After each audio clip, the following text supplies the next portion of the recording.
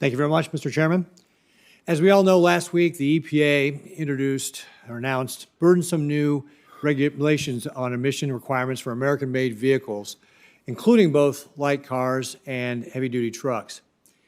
These detached from reality requirements are going to have a disastrous impact on the well-being of American families, American drivers, and American businesses. Rules like this tell states like mine that the EPA in Washington, D.C. doesn't care about our quality of life and doesn't understand who we are. It restricts freedom, shrugs off the higher cost of electric vehicles while families are struggling, ignores supply chain and infrastructure challenges, and disregards a better solution like American biofuels like ethanol. This rulemaking claims to be technology neutral while simultaneously touting on about the push towards the administrator's goal of an entirely electric vehicle America. But let's not forget the average cost of electric vehicles is around $65,000. That's about 33% or a third higher than the average cost of a car right now. And frankly, that's more than more than most American households' income. And in Nebraska, you're basically asking the average family to spend their entire year income on buying this car. This administration wants to take Nebraska families' entire income to do that. As far as the claims that this rule will lower carbon emissions, the increased cost will actually have the opposite impact, because when you increase the cost of this average vehicle because you're going to drive this mandate for electric vehicles, that means new and used vehicles will become more expensive, which means people are going to hold on to them longer before being able to purchase a new vehicle, and that means that you're going to have more emissions. The EPA mandate also fails to address the many logistics challenges that come from a massive switch to EVs and what it poses. America lacks sufficient EV charging stations to cover the sharp increase in demand. President Biden's own Department of Energy map in northern part of Nebraska shows no EV chargers on a 340-mile stretch of U.S. Highway 20 from Allen to Hay Springs. Many Nebraska communities are hundreds of miles from the nearest charging station. I hail from the beef state, and I can guarantee you that electric trucks are really not practical when you're hauling livestock. You just can't pull over on the side of the road to charge for 2 hours when you're hauling a truckload of cattle in 90-degree heat. It doesn't work that way. It's just not feasible. In tandem with these rulemakings, President Biden has refused to support American energy production, going after traditional power plants, canceling lease sales, and refusing to expedite permits for new construction. Instead of developing our national resources, his policies are increasing our reliance on foreign adversaries. An American Transportation Research Institute study found that full electrification of the U.S. vehicle fleet would utilize a large percentage of the country's current electric generation capacity. Domestic long-haul trucking would use more than 10% of the electricity generated in our country today, while an electric U.S. fleet would use more than 40%. This will cause an incredible strain on the electric grid at a time when the Biden administration is dragging its feet on permitting generation, transmission, and storage of energy of all types. While I'm all for renewable energy production, and trust me, electric cars are cool. They got great torque, they accelerate fast, that's cool stuff. This administration is brushing over the need for reliable baseload generation. Not to mention the fact that consumers paid 14.3% more for electricity last year on average than in 2021, more than double the overall 6.5% rise in prices. This is according to the Consumer Price Index data released at the beginning of this year. ATRI's analysis also found that tens of millions of tons of cobalt, graphite, lithium, and nickel will be needed to replace the existing U.S. fleet with battery electric vehicles, placing a high demand on raw materials.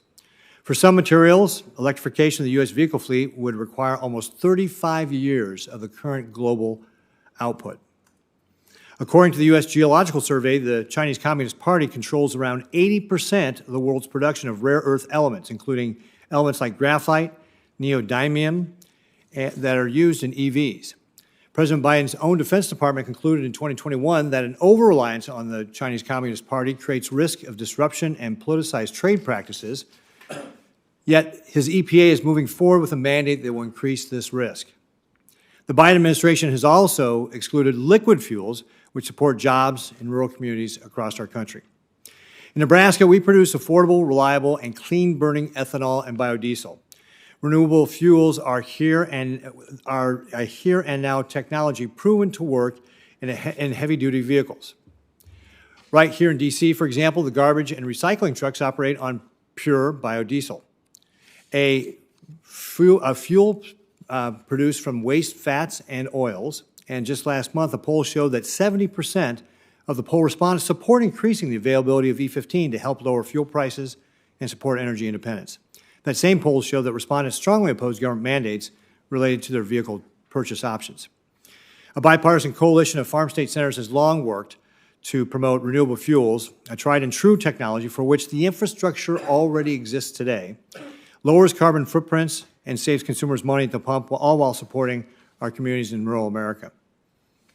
There are many steps that we can take to support this here and now solution, and we must adopt a fair and consistent emissions model to truly compare these fuel sources apples to apples. In short, emissions reduction technology should be consumer-driven, economically viable, and operate on a level playing field for all technologies. I'm exploring options to push back on this administration's overreach. I look forward to discussing these issues with our panel of witnesses. Thank you all for attending today. Thank you, Mr. Chairman. Mr. Boyle, you talked about the trucking industry. Talk a little about, it's the trucks are heavy. You said like 8,000 pounds for a battery. Does that mean that you can't haul as much? Your payload is reduced? Is that correct? That's correct, which means more trucks to haul the same amount of freight. So you're going to need more trucks on the road. Does that mean that consumers are going to have to put up with more trucks on the road as they're driving around, right? There's going to be more traffic? Certainly. And is there a shortage of truck drivers in your industry today? We estimate about roughly 72,000 short currently. But you would need more truck drivers if you're going to need more trucks. Is that fair? Yes, sir. Okay, so talk to me about what your experience is from your industry about some of your friends you talked about doing it, but along those lines of more trucks and how many more trucks we talking? Yeah, so we have members of ATA who have, limited scope operations where they're testing BEVs. And what they found is that they need about a 3-to-2 or occasionally 2-to-1 ratio of trucks, meaning like for every one, the routes and missions that one truck would do when the internal combustion engine reliability was high, they now have to use 2 BEVs due to charging downtime, reliability, et cetera.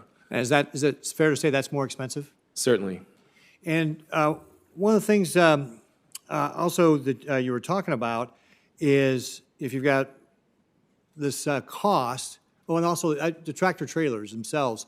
I was told by somebody in the industry that a regular tractor trailer diesel run is $180,000. These are about $500,000. Is that ballpark correct? Yes. So for the tractor part of a tractor trailer, yes, about 180 to 200 for a kind of sleeper truck, and then in comparison to the 450,000 price point for a battery. And I just want to reemphasize something you said in your testimony. Who ultimately is going to pay for this? I think you said $1 trillion in additional costs. Who's going to pay for that? Ultimately, it flows to the consumer. The American consumer will end up paying that. Yeah. So now the American consumer is going to have to foot the bill for all this, so forth. And I think that there was that RI study that showed that the trucking industry used about 10% of our power generation, electric. I think it's actually more, sir. It's closer to 14%. So we'd be putting an incremental load of 14% on the grid. Okay. So, Mr. Hardo, can you help me? We got this one study that talked about trucks would need 14% more, cars would 14% more. I thought it was is that 14% more or 14% of overall power generation, Mr. Boyle? Well, effectively, it means we need 14% more power generation because. Okay. Got it. Yeah. And I think the electric vehicles was 40. If you electrify the entire fleet, it's 40% of our current power capacity generation. That's a study out there right now. Are you aware? Are there studies where somebody has put pencil to paper to see how much more we would have to increase our power generation that has different numbers than what we just talked about here? Yes, the U.S. DOE research labs. I forget which ones have done this type of analysis. I know at least for the light-duty vehicle sector, we're looking at increased growth in generation demand of about 1% per year, which is well within what the electricity industry has done in the past, when we deployed AC. Really, Mr. Harder, 1% per year? When Gavin Newsom last year announced within the same week that he wanted to ban the sale of all internal combustion engines in California by 2035, and then told people with electric vehicles you can't charge them in the afternoon because the grid can't handle it. Yes. Doesn't that seem to like a disconnect to you? What? It doesn't seem like a disconnect to you? No, it's about 1% per year in overall generation need. As well, utilities have a lot of tools to move around when EVs charge. Time of use rates, managed charging. Eventually, we'll have vehicle-to-grid technology where EVs, when they're not being used, can push power back to the grid and help get through those peak periods in the late afternoon when everybody's running their AC, everybody's coming home, cooking dinner, and demand is very high. So when you say managing your thing, you're talking about, when you say managing your charging, you're talking about, like Gavin Newsom's talking about managing it, don't charge it in the afternoon. Is that what you're saying? You can plug in, you can have your car sitting in your driveway plugged in, and your utility can just, switch it on and off for a few minutes, for a few hours. Typically you only need it charging So if they for a could couple do that, hours a day. why isn't California doing that right now? Like, why would he have to tell people don't charge your cars? It still takes a little bit. We're in the first inning of the EV transition, and a lot of this stuff's going to get a lot better as we scale up. Yeah, eventually. Okay, thank you, Mr. Hardo. Great, thank you, Mr. Chairman. So, Ms. Harris, Mr. Hardo, both of you mentioned that when it comes to securing these critical minerals, that we can work with our allies, and certainly Canada is obviously a very close ally. I think you mentioned Chile too. What was the third? Was Argentina the third one that you mentioned? Australia. Australia. Okay, very good. When it comes to specific items, right? When you have to make a battery, you can't miss anything, or else the battery's not going to work. Is that a fair statement? Like, if you don't have graphite, you can't make the battery work. Is that fair? Sure. Okay. So I think 80% of the graphite comes from China. Can these other countries make up the difference of that? I mean, has somebody done, again, for all the critical minerals that are needed for these batteries, has somebody looked at the reserves for these countries and done the math to see that they can actually meet that need? I mean, we've heard that you're going to have to, I think, Mr. Boyle, you said 35% of the world's minerals we're going to need to do all the heavy trucks, right? 7 years worth of global production. 7 years worth, sorry. Trucks, yeah. Has anybody done that math? Like, looked at the allies and what they can actually provide? I believe that there are some studies on that, but I don't have that in front of me. So you don't have any personal knowledge of it? Mr. Harder, do you? Yeah, again, we haven't dug deep into it, but I will say that you mentioned graphite. There's methods to make synthetic graphite from coal. We have a lot of coal that's not going to be used here in the United States. So do you know how much more expensive that would be to make it from? I don't know offhand. Okay. And then, Ms. Harris, I think in your testimony, you said, in your written testimony rather, you said rural drivers who on average tend to drive further and have larger vehicles stand to benefit the most from identifying their electric vehicles. Is that accurate? Yes. I believe that the study you were looking at analyzes impacts in Maine, Vermont, Virginia, and Maryland. Is that accurate? I believe so, yes. So, just out of curiosity, do you know how long it takes to drive north to south in Maryland? I don't have that estimate in front of me. About 4 hours. Yeah. What about Vermont? Have you any idea?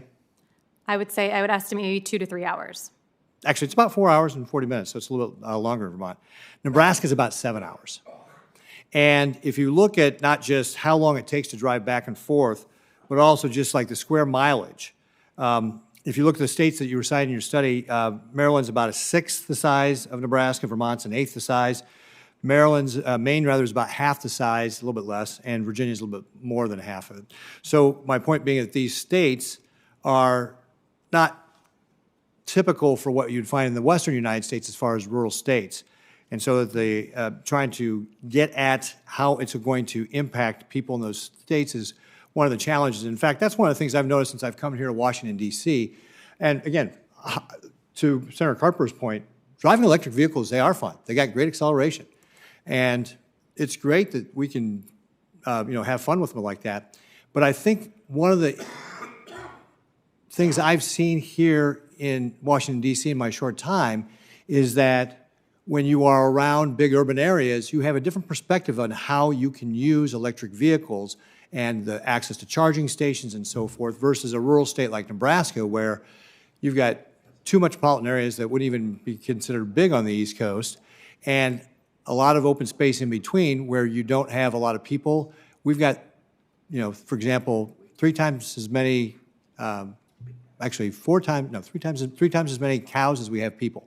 So you have to drive long distances to be able to get anywhere. And I mentioned the stretch between Allen and Hay Springs, 340 miles, there's no charging stations. Even with the $6 million a year, I think Nebraska is going to be getting from the stimulus package that got passed, you're not going to be able to build that out in time to be able to have 2/3 of the, my humble opinion, by 2032. That's a lot of infrastructure. We're challenging with that right now when it comes to just getting broadband out to our Nebraska households. That's $1 billion investment there to be able to get just broadband to every household in Nebraska. Trying to do charging stations is going to be another draw. And then again, just my experience as governor, working with our public power districts, we're the only public power state in the country, just providing, for example, Google and Facebook, which use a lot of electricity, have come to our state, and we, economic development, creating jobs, they use a lot of electricity. And you just don't, pop up the kind of electricity it takes to handle those types of facilities. In fact, in my conversations with OPPD, Javier Fernandez is their president, it's a challenge to be able to make sure you can keep up with just the growing needs that we have today. None of this is factored into that, right? None of this is factored into having 2/3 of cars be electric vehicles in less than 10 years. It's not in their plans right now to be able to accommodate that sort of growth in the utility field. So my time has expired, so I yield back. Thank you, Mr. Chairman.